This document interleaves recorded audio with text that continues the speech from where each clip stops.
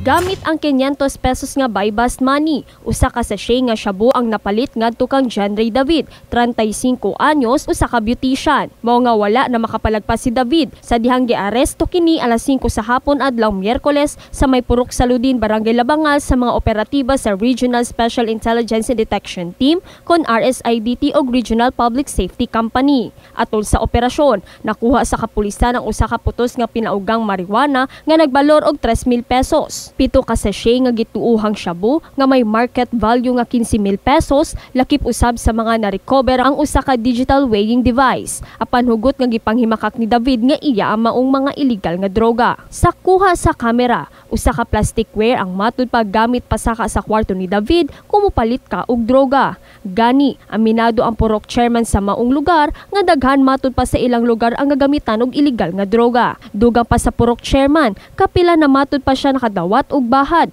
tungod ginadudahan siya nga matud pa nagasumbong sa mga illegal nga binuhatan. Kung pwede lang, iwasan na yan. Wala man yung idudulot na maganda.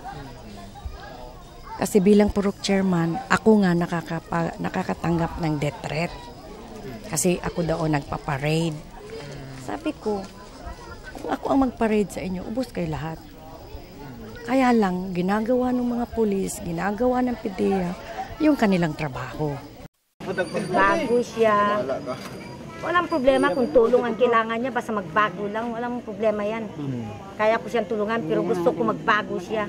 Sa pagkakaroon, gikustudiya na sa kapulisan si John Ray David aron atubangon ang kalampasan sa Republic Act 9165 kon Comprehensive Dangerous Drugs Act of 2002. Samtang nang hinaot ang mga purok official sa Saludin nga mapakgang na ang mga illegal nga binuhatan sa ilang lugar. Yun lang ano ko sa kanila, sana lang hintuan na nila yan.